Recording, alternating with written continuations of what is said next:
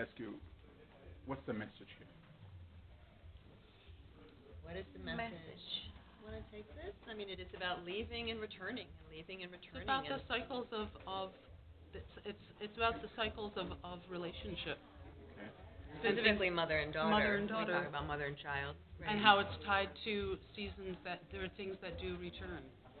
Despite global warming, despite elections, despite other things that are going on, there are things that return in their own natural way. In the introduction on the program, you talk about yourself being in Costa Rica. Impact? That's background.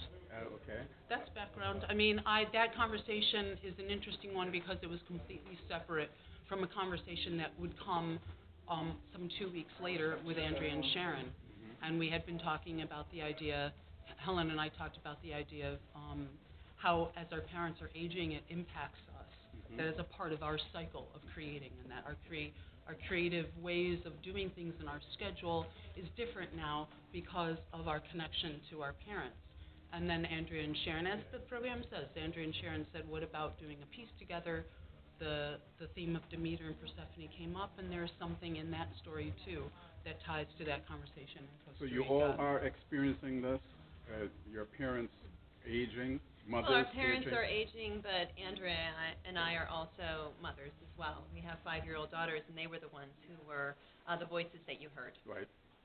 Now, there's a lot of physicality of you doing choreography on a metal tree. Explain to me what preparation it took for that. 2 years of preparation, actually. We spent 2 years working on that sculpture. Yeah. And that was, I mean, some of it was just investigating movement. We didn't even think about the theme of the piece all the time. It was just figuring out what could be done on that with one person, with two person, with 2 people. Did you have to go to the gym? I mean, it seems No, to we're me... aerialists. We all do aerial, this. yeah. We do this, and this was an opportunity to create authentic movement that had intention involved in it, rather than grace for grace's sake, although we always are striving to be graceful. But the idea of storytelling through visual images, and creating images, creating environments. Well, Yeah, there was an honesty and an authenticity Yeah. about working with an apparatus that no one had ever seen or been on before. Because you're forced to find new movement, and every new movement that you find, you're forced to ask, why are we doing this? Right. What is the relevance to the story? And it's not about the tricks. It's not about using our aerial vocabulary. It's about telling a story. And that the movement and the story had meaning and justification.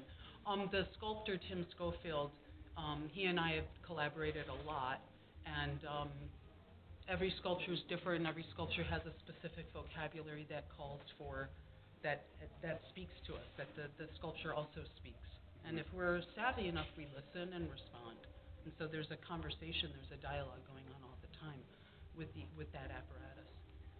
well, I think that the performance was quite telling.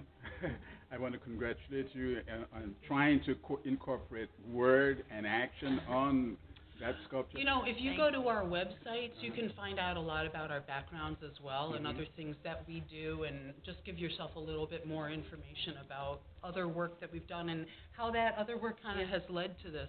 Because every time it's something, you know, it sort of piles up, and then you're in the next step, and then that step accumulates, and then you're in the next step.